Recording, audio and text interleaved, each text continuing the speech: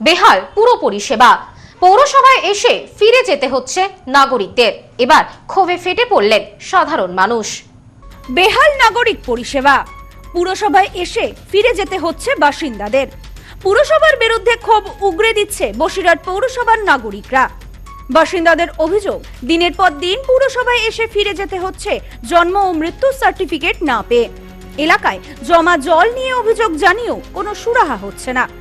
উল্লেখ্য, কয়েক মাস আগে বসিরহাট পৌরসভার বোর্ড ভেঙে দেওয়া হয় প্রশাসনের পক্ষ থেকে। এরপর থেকেই পৌরসভার প্রশাসক হিসেবে দায়িত্বে ছিলেন মহকুমা শাসক। সম্প্রতি প্রশাসন নতুন প্রশাসক নিয়োগ করেছে, তারপরও কোনো রকম সমস্যা মিটছে না বলে দাবি বাসিন্দাদের আরও অভিযোগ, বসিরহাট পৌরসভার 23টি ওয়ার্ডের মধ্যে অধিকাংশ ওয়ার্ড জলমগ্ন। অধিকাংশ জায়গায় জল নিকাশি ব্যবস্থা বেহাল, যত্রতত্র নোংরা আবর্জনা স্তূপ। জন্ম ও মৃত্যু শংসাপত্র নিতে এসে মাসের পর মাস ঘুরতে হচ্ছে তাদের। বাসিন্দাদের দাবি, দ্রুত সমস্যার সমাধান করা হোক। আমাদের 8 নম্বর ওয়ার্ড দীর্ঘদিন যাবৎ বৃষ্টি হলে জলের তলায় থাকে। এবার সাধারণ মানুষের যে দুর্ভোগ, আমরা বলেও কোনো সুরাহা করতে পারিনি, দীর্ঘদিন যাবৎ কেউ করিনি। এমতো অবস্থায় এখানে যারা আসে, কাস্ট সার্টিফিকেট বলুন, বার্থ সার্টিফিকেট বলুন, নানান ধরনের কাজ নিয়ে এখনো পর্যন্ত সেই কাজের কোনো সুরাহা থেকে হয়নি। তবে এইটুখানি আশা রাখছি, নতুন সরকার এসছে, আস্তে আস্তে সেগুলো রেকটিফিকেশন করবে, এই আশা আমাদের আছে।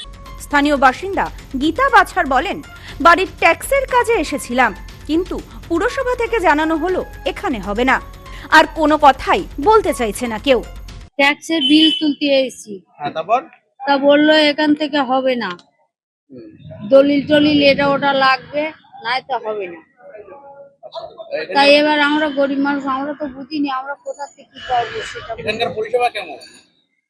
ওই তো বললো হবে না, এক কথাই বলেছে। 8 নম্বর ওয়ার্ডের বাসিন্দা সোমা দত্ত চক্রবর্তী বলেন, ছেলের জন্ম শংসাপত্রে ছেলের নামের বানান ভুল থাকায় আজ 1 বছর ধরে ঘুরতে হচ্ছে। সমস্যা সমাধান হচ্ছে না।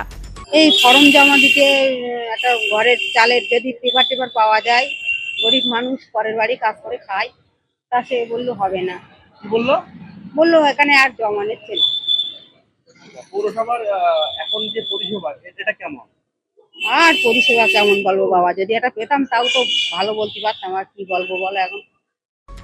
যদিও পৌর প্রশাসক নাজির উদ্দিন সরকার বলেন, বিভিন্ন জায়গায় বেআইনিভাবে মাছের ভেড়ি তৈরি করে রাখার জন্য জল বাইরে বেরোচ্ছে না, আর যার কারণে জল জমছে শহরে। এই জল জমার সমস্যা আজকের নয়, বিগত 5 থেকে 10 বছরের। তবে আমরা সব সমস্যার সমাধান করার চেষ্টা করছি। কোথাও সমস্যা হলেই আমাদেরকে জানাতে বলছি, আমরা দ্রুততার সঙ্গে এই সমস্যার সমাধান করার চেষ্টা করছি।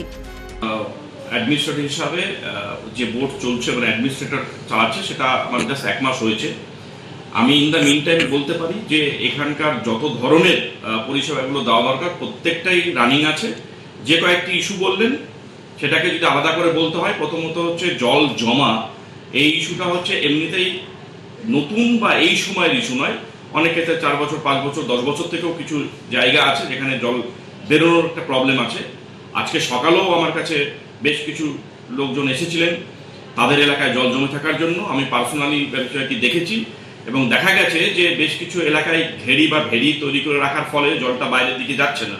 তো তাই নিয়েও আমরা ইনল্যান্ড ফিশারিজ অ্যাক্ট অনুসারে তাদের এগেনিস্টে কী ব্যবস্থা নেওয়া যায় বা সেখানকার জল কীভাবে ক্লিয়ার করা যায় আমরা নিজেরা পার্সোনালি দেখছি। আমাদের 2 জন ইঞ্জিনিয়ার ফিল্ডে প্রতিদিন কাজ করছে, ফলে জলের ইস্যুটা আমরা এভাবে সমাধান করার চেষ্টা করছি। Bureau report, news no man's land, Basirhat. Sampriti guest house hotel and restaurant, সমস্ত আধুনিক সুবিধাযুক্ত AC double bedroom, standard double bedroom, twin bedroom, deluxe double bedroom. আমাদের হোটেলেই রয়েছে বাঙালির খাবার সহ মাল্টি কুইজিন রেস্টুরেন্ট। শহরের মধ্যে অথচ সম্পূর্ণ নিরাপদ পরিবেশে থাকা খাওয়ার একমাত্র ঠিকানা Sampriti guest house hotel and restaurant, Chakdah road, টবাজার, বনগাঁ। ফোন 03215257603।